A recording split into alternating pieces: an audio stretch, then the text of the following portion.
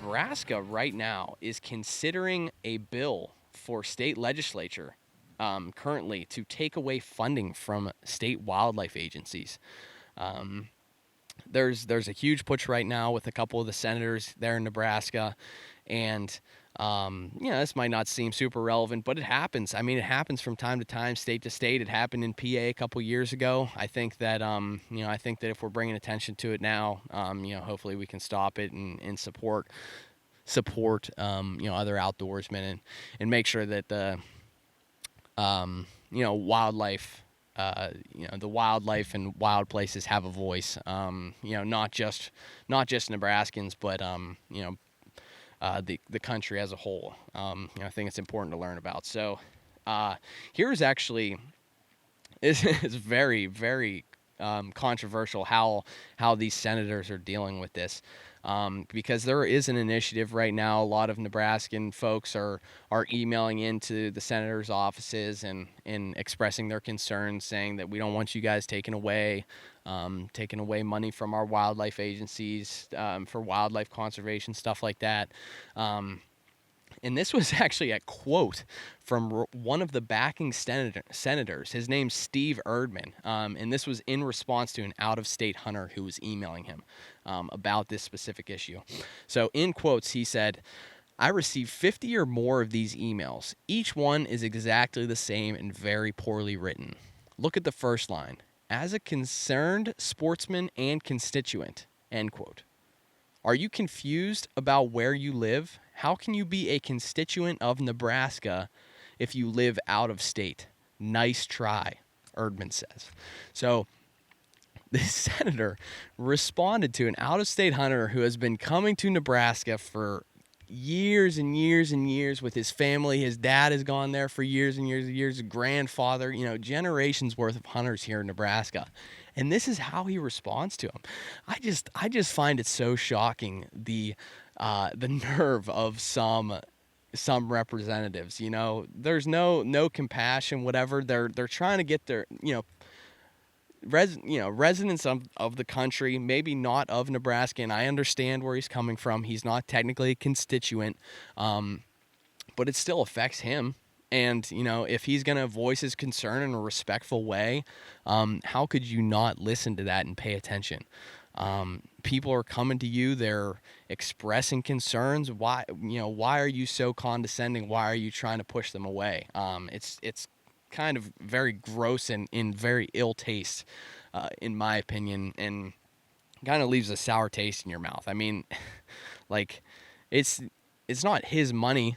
It's not his money that he's spending here. I mean, this is the state's money. This is the federal, or this is the Wildlife Conservation Fund, and that fund comes from the Pittman-Robertson Act. And those of you guys that are unfamiliar with the Pittman-Robertson Act, it's an act that was instilled by sportsmen back in the early 20th century that puts a tax on all outdoor apparel, all outdoor equipment. So if you buy a gun, there's a tax taken off that goes directly into this fund. If you buy a hunting jacket, there's a tax taken off of that goes directly into this fund. And where this fund goes, it directly funds wildlife agencies across the country. And it makes up a huge percentage of their budget. Millions and millions and millions of dollars every single year. Billions, in fact, go into this fund. And that is what is driving wildlife conservation. And for someone to threaten to take that away is absolutely ridiculous. It has been such success over the years, and it has created so many opportunities for outdoorsmen and sportsmen and wildlife, all wrapped into one package. And it's probably the only example in history where a group, a subset of individuals went and said, please tax us so that we can help. Please tax us so that we can provide funding for these wild animals, for these wild places.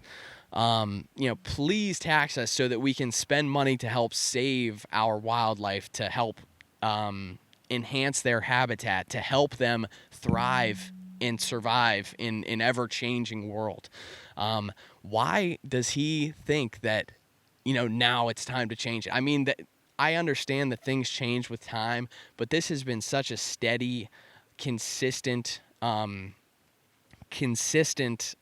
funding act for wildlife.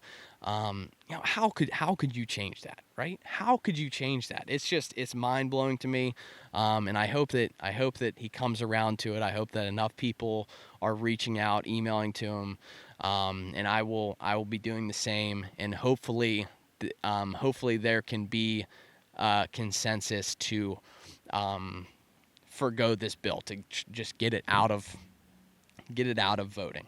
It's not something that is welcome, in my opinion.